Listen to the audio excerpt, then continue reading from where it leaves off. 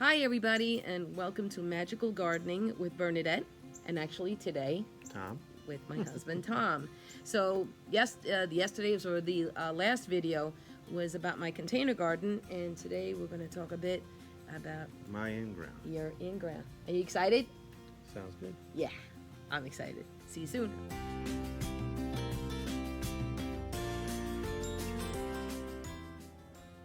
So now my husband Tom is going to show you a bit about his garden, our in-ground garden. Go to it, baby. As you can see, I'm working with right now is butternut squash, and I'm creating these little mini hammocks to counter the weight. Yeah, they get pretty big, so they need... I'm actually need just some using support. a thumbtack. The thumbtack is pretty strong, and it's just countering the weight of the butternut squash. So you want to show us what else you got going on there?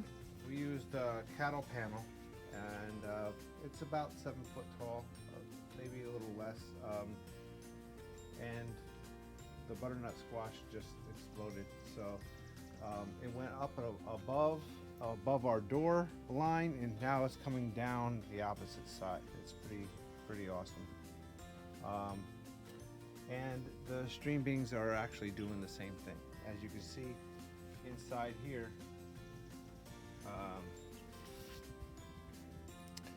the green beans have shot up, and they created pretty much a canopy, as you can see. Yeah, you can see the buds right there. And if you can see all the buds from all the green beans, we're gonna be loaded with green beans. We already had a good small harvest, I should say. Mm-hmm. But we're going at it pretty well. Back down here, you can see there's a little basil. And I have 2 broccolis. Oops, got your arm in there. Your broccolis are over here. Yeah. And these here are 4 tomato plants. They are, what kind are they? Romas? Romas. Right, yeah, we weren't sure if they Roma. were Roma or San Marzanos. They're not San. Yes, they're definitely Roma. We have pollinators. We have some sunflowers. These are the Mexican reds. Yeah. It's like a medium-sized Yeah. sunflower. And then of course we have Megatron. You know. Yeah, the mammoth. Yeah. So, forage.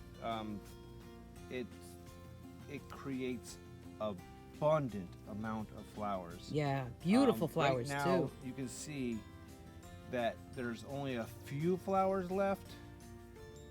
These are all at seed. They're Also, our guinea pig eats them, so yeah. she loves them.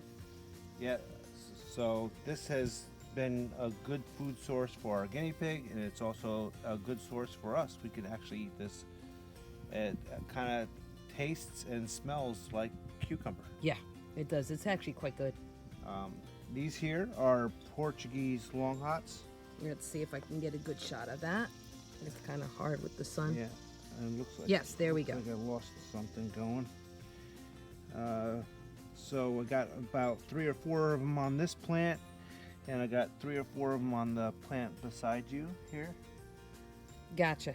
Yep. And then there's a baby tomato plant that we planted pretty late.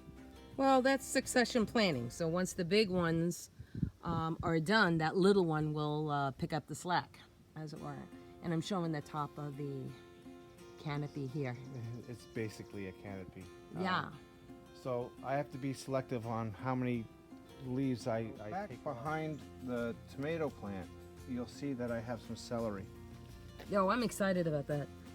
This celery came from a cut off celery that we already ate. Yeah.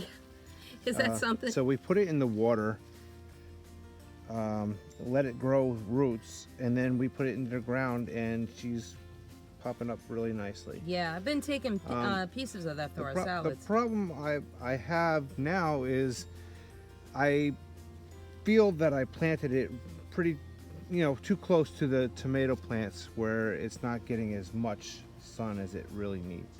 But it's still green. It's thriving. So Maybe we can trim a little we're more. gonna see what we can do about that. Here are what we call fireball. They're green right now. I did harvest a couple a little too early. I saw some red and I cut them. They were good either way. So they're golf ball sized peppers and round. Back here you can see that I pulled out the majority of my zucchinis. They were growing beautifully. They looked beautiful. Everything was wonderful. But they were producing nothing but male flowers. And obviously I wasn't getting any fruit from it. So Got it. Also, you know what? I wanted to touch on a little bit here. This that you and Brandon made for me for Mother's Day. So this old barrel they found, and what we're looking at here, the red flowers are actually called nasturtiums, and not even both, the flowers, the stems, and the leaves are 100% edible. We eat them in our flowers most every day. salads, you mean? In our salads. Yeah. In our salads. And they're really quite good. It kind of has a peppery taste to them. So I saw some red on this, very little bit of red, but it will ripen on its own after being picked. So Yeah, this is some of our harvest today. This is the fireballs that I was talking to you about. That's how bright red that really gets. So this is a fireball, and on the heat index. Yeah, the Scoville. Yeah. So you're talking a 5 out of a 10. Yeah. So it's really not too hot. And I'm just to show what we have there. We also have one of the roses from the container garden. The green beans. Some of our little green beans going on. Yep, green beans and some grape tomatoes and cherries. We have 2 cherries. And 2 cherry tomatoes. Yes, indeed. Awesome. All right, so that's our garden tour for today. I hope you liked the content today, and if you do, please hit that subscribe button and be a part of our community over here. We do lots of things. And as I've mentioned before, if you like what you see here, fill us in with the type of content that you would like us to talk about. Remember, this is not just about our garden as far as how pretty it is, or I shouldn't say our garden, but the garden is about intent. It is about sustainability.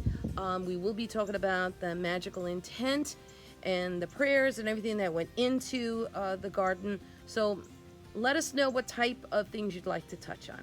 So until next time, many blessings, everybody. Bye-bye.